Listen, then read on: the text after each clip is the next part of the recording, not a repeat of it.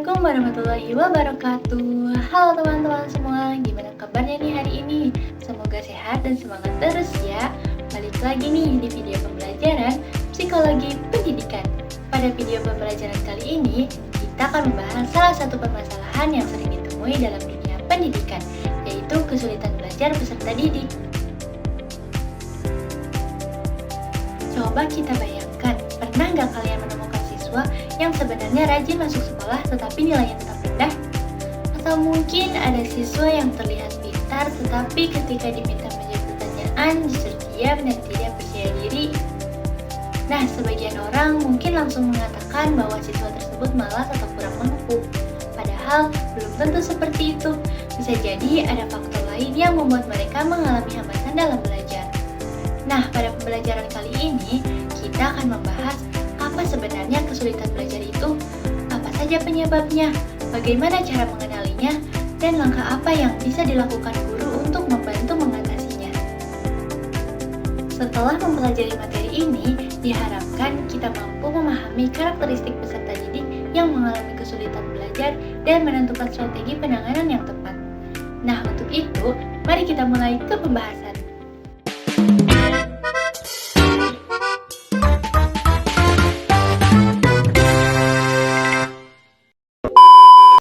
Nah teman-teman, apakah di antara kalian ada yang mengalami kesulitan belajar? Apa sih kesulitan belajar itu? Baik, mari kita mulai dari pengertiannya terlebih dahulu ya. Kesulitan belajar adalah suatu kondisi ketika peserta didik mengalami hambatan dalam proses belajar.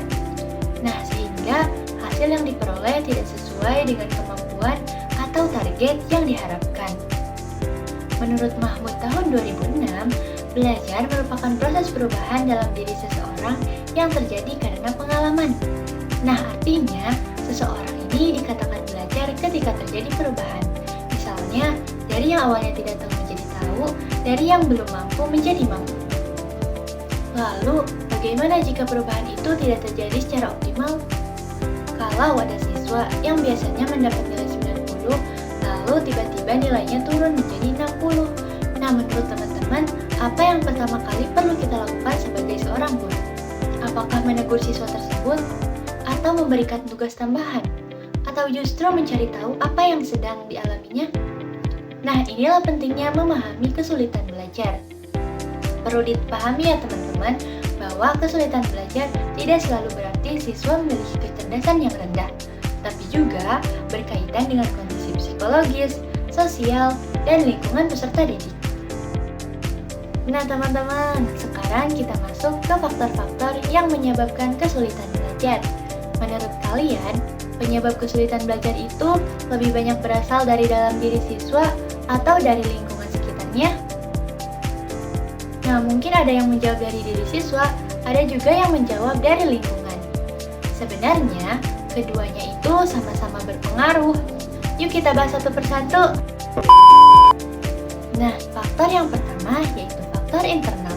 Faktor internal adalah faktor yang berasal dari dalam diri peserta didik itu sendiri.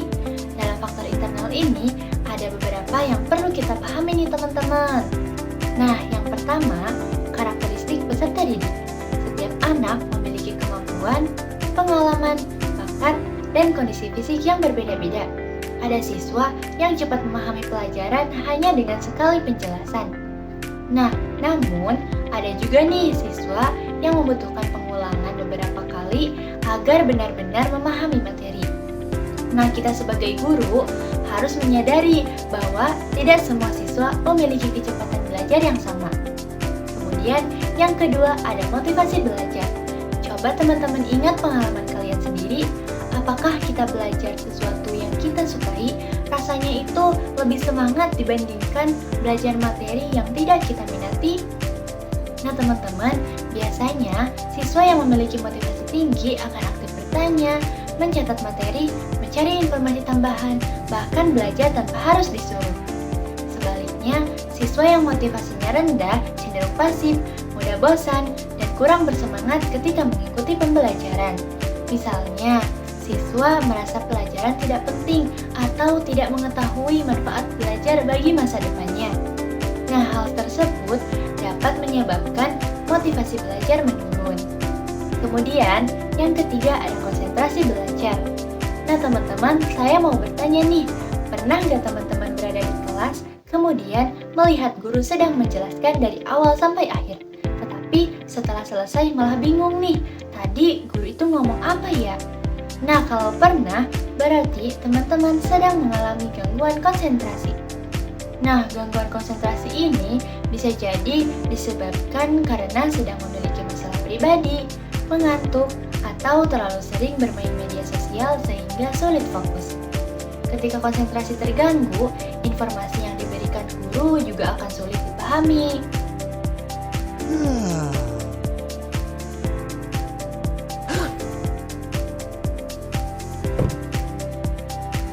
Kemudian yang keempat, ada rasa percaya diri. Percaya diri sangat berpengaruh dalam proses belajar nih teman-teman. Nah, siswa yang kurang percaya diri biasanya akan takut bertanya, takut menjawab pertanyaan, atau khawatir ditertawakan teman-temannya jika jawabannya salah. Padahal, keberanian untuk mencoba itu merupakan bagian penting dalam belajar. Kemudian yang terakhir ada kebiasaan belajar. Kebiasaan belajar yang baik akan membantu siswa memahami materi secara lebih efektif. Contohnya adalah belajar secara rutin, membuat jadwal belajar, mencatat poin penting, dan mengulangi materi setelah pulang sekolah. Nah sebaliknya, kebiasaan belajar sistem kebut semalam atau hanya belajar menjelang ujian saja seringkali membuat pemahaman siswa ini kurang maksimal. Selain faktor internal tadi, ada juga nih faktor eksternal. Faktor eksternal adalah faktor yang berasal dari lingkungan di sekitar peserta didik. Nah, yang pertama ada lingkungan keluarga. Keluarga merupakan lingkungan pendidikan pertama bagi anak. Menurut teman-teman nih, apakah suasana rumah dapat memengaruhi hasil belajar anak? Tentu saja bisa. Anak yang tinggal di lingkungan yang nyaman biasanya akan lebih mudah fokus dibandingkan anak yang sering menghadapi konflik di rumah, seperti sering terjadinya pertengkaran, kurangnya perhatian orang tua, atau kondisi ekonomi yang sulit. Maka hal tersebut dapat memengaruhi semangat belajar anak. Nah, jika suasana rumah nyaman, orang tua memberikan perhatian dan mendukung kegiatan belajar anak, maka anak itu akan lebih mudah berkembang. Kemudian yang kedua ada faktor sekolah. Sekolah juga memiliki peran penting dalam menentukan keberhasilan belajar peserta didik. Metode mengajar guru yang monoton dapat membuat siswa itu cepat bosan. Begitu juga dengan fasilitas pembelajaran yang kurang memadai atau hubungan antara guru dan siswa kurang baik. Contohnya itu, seorang guru selalu menggunakan metode ceramah dari awal hingga akhir pelajaran tanpa melibatkan siswa dalam diskusi atau kegiatan lain. Nah, akibatnya banyak siswa yang mengantuk, tidak fokus, bahkan kurang memahami materi yang disampaikan. Contoh lainnya, ketika sekolah memiliki keterbatasan fasilitas seperti proyektor yang tidak berfungsi, laboratorium yang kurang lengkap, atau akses internet yang terbatas, siswa menjadi kesulitan untuk melakukan praktik atau mencari sumber belajar tambahan. Nah, sebaliknya, jika guru menggunakan metode yang bervariasi, seperti diskusi kelompok, permainan edukatif, kuis interaktif, atau menampilkan video pembelajaran, biasanya siswa akan lebih antusias, aktif berpartisipasi, dan lebih mudah memahami materi yang dipelajari. Kemudian, yang ketiga ada lingkungan masyarakat. Lingkungan pergaulan juga punya pengaruh yang cukup besar terhadap kebiasaan belajar peserta didik. Jadi gini nih teman-teman, kalau siswa berteman dengan orang-orang yang rajin belajar, sering diskusi bareng, atau mengingatkan kalau ada tugas, biasanya siswa tersebut juga akan ikut termotivasi untuk belajar dan memiliki kebiasaan belajar yang baik.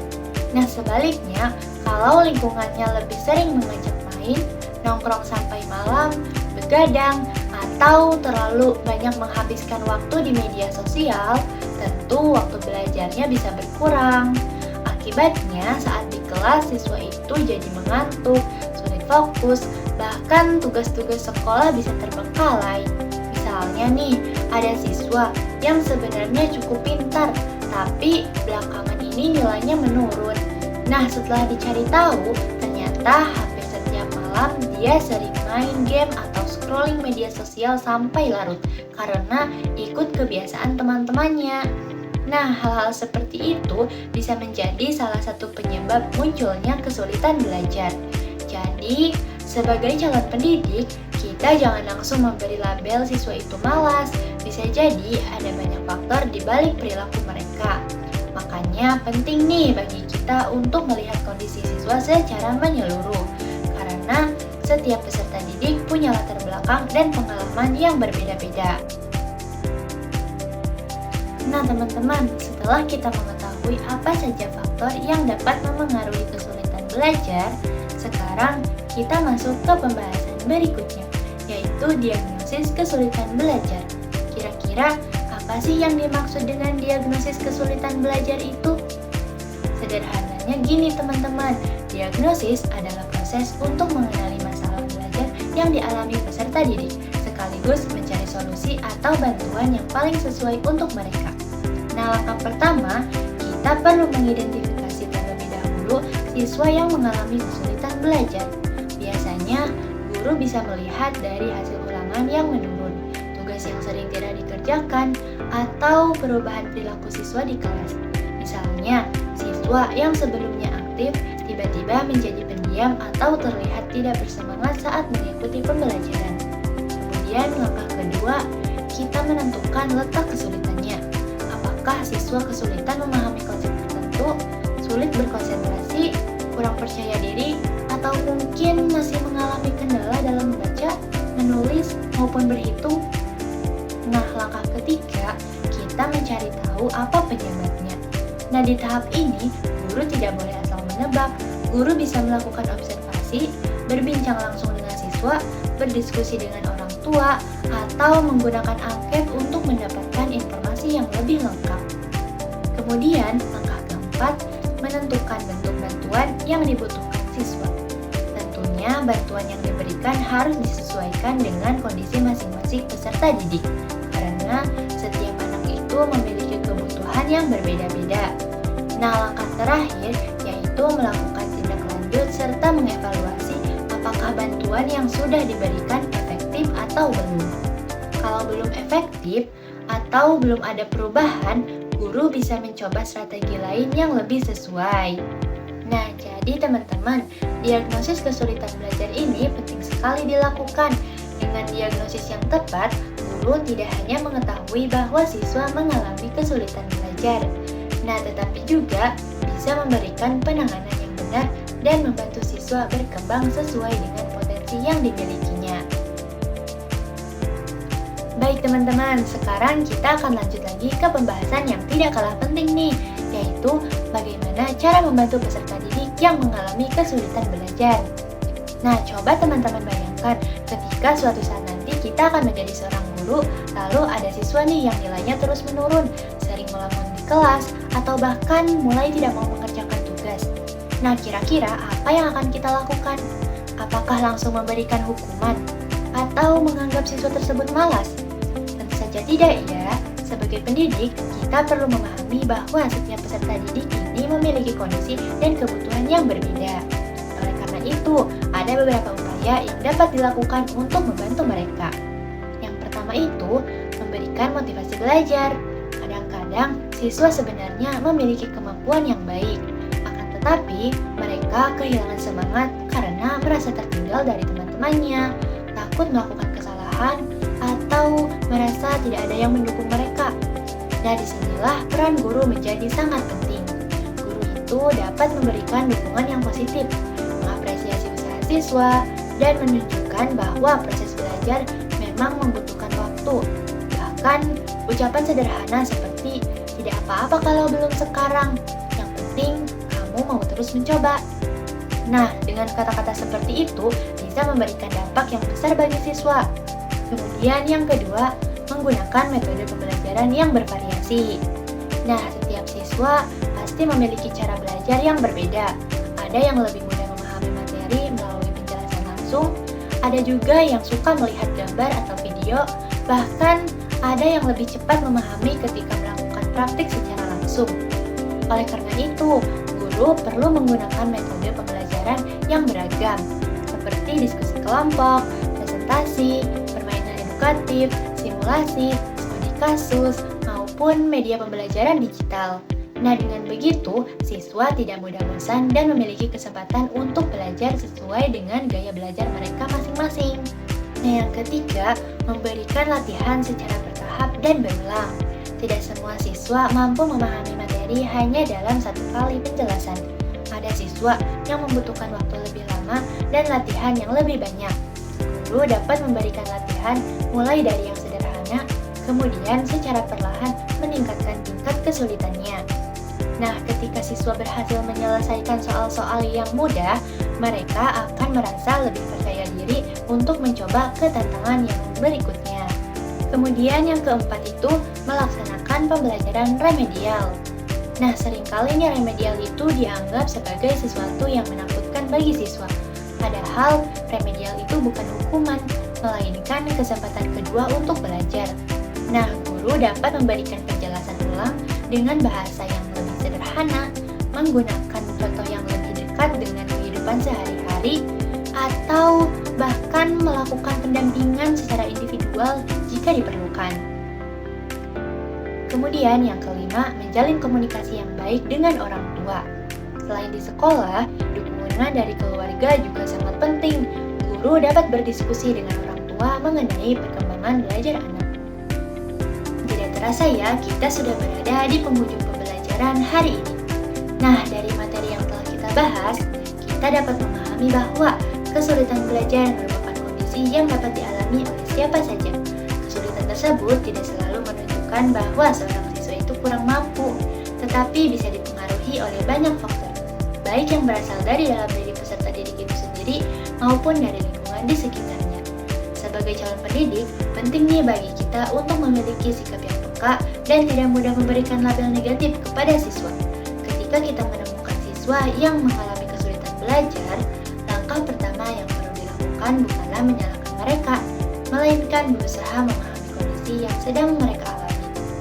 Nah, saya ingin mengajak teman-teman semua nih untuk merenungkan satu hal.